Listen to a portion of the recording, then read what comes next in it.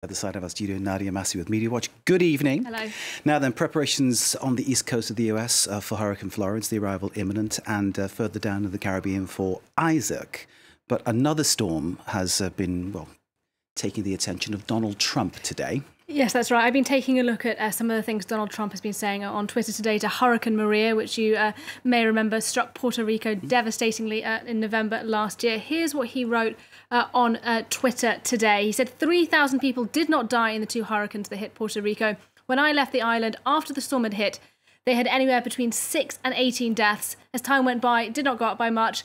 Then a long time later, they started to report really large numbers like 3,000. So let's unpick that a little bit for us and take a look at that key number here, that 3,000 that he's talking about. Now, it is true that it was only last month that the government in Puerto Rico significantly upped the number of people that they said had been killed during the hurricane, admitting that the actual figure was 46 times higher than they'd previously publicly acknowledged. But all the way back until the very end of last year, you had independent studies, including from Harvard University, saying that the death toll was looking in the thousands, as far as even as 4,000. And that's meant there's been a lot of critical voices attacking the president on this today. Here's a reporter from the New York Times saying the government of Puerto Rico undercounted the death toll. When they realised this, they commissioned that independent study. Puerto Rico then updated its death toll. The president's tweet, therefore, is patently false. Similar incredulity then from some other journalists today. Let's be clear here, says Glenn Thrush, also of the New York Times. The president of the United States is denying a factual months-long effort done to carefully estimate the number of Americans who died, and now he fully expects his supporters to believe him. It is an important moment. Why is Trump acting this way, I wonder? Yeah, well, let's turn our eyes then to his second tweet, followed immediately after that first one, where he said, this was done by the Democrats to make me look as bad as possible when I was successfully raising billions of dollars to help rebuild Puerto Rico. If a person died for any reason, like old age, just add them onto the list. Bad politics. Now, let's just unpack again a little bit what it is that he's saying. This is the direct quote of the president today on Twitter. And so he's saying here the governor of Puerto Rico, in cahoots with Democrats, inflated that death toll hugely significantly from in the teens all the way to 3,000 simply in order to make him look bad.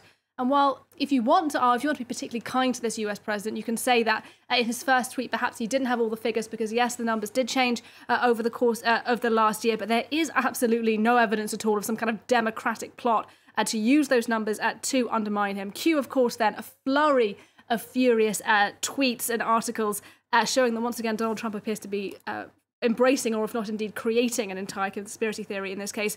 Here's the take then of the editor-at-large at CNN, who says this incident shows that Trump can always go lower. I just wanted to quote one line from this article here, where he says, there is no depth that Donald Trump will not explore in order to further his own narcissism and victimhood. There is no conspiracy that he will not engage with in order to improve his own personal brand or further his own political narrative. So, of course, at the heart of this issue is, do we really believe that the US president is so self-involved, is so paranoid that he truly believes that a natural disaster is simply a way for the Democrats to attack him politically?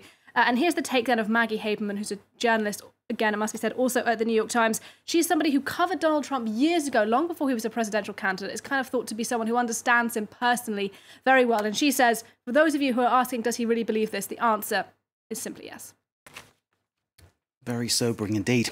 Now then, you've also been looking at the story, the reaction to this interview on a Russian state TV channel of the two men, the suspects in the Skripal attempted murder with nerve agent in Salisbury in England. That was back in March. These two men speaking now about what they were doing in Salisbury. Yeah, that's exactly right. The real question that has been dominating Twitter, at least in the United Kingdom today, is, are these two men the agents of the GRU, that's the Russian military intelligence agency, there they are, who were sent by Moscow to Salisbury in order to assassinate a former Russian spy, or were they simply Russian tourists who happened to be in the wrong place at the wrong time? Now, today we heard from the men themselves speaking on Russia Today, and they firmly declared that it was, of course, the latter. They said, yes, they went to Salisbury the day that Sergei Skripal and his daughter were poisoned with Novichok, but they were going there, they said, to visit the historic cathedral. And in fact, they do go into quite a bit of detail in this interview about the cathedral.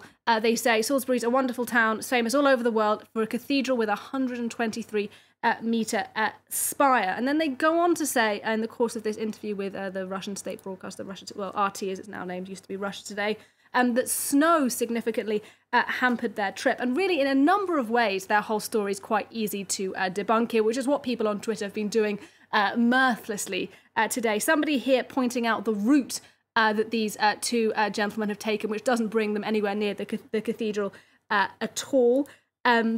Other people pointing out that despite that apparently terrible snow, other people were able the day before and the day after to visit Salisbury Cathedral and take TripAdvisor to tell everybody. I must admit, the concept of these two rough and ready Russian guys being hampered by a bit of snow seems... Indeed, even though, not like there's not a little bit of snow in Russia as well. As you can see here, an image that day of Salisbury, more sludgy than overwhelming, grinding snow, I would say.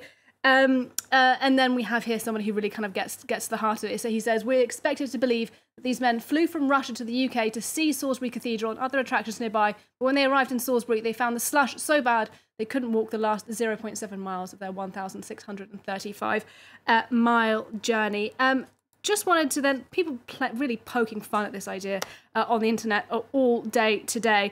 Here's real footage, CCTV footage of the two men in Salisbury on a residential street near Sergei Skripal's house. As you can see that, again, not an enormous amount of snow impeding their path. And this Twitter user imagines what they might have been saying. He says, look at all this slush and snow stopping us from visiting the famous Salisbury Cathedral with its spire of 123 metres tall.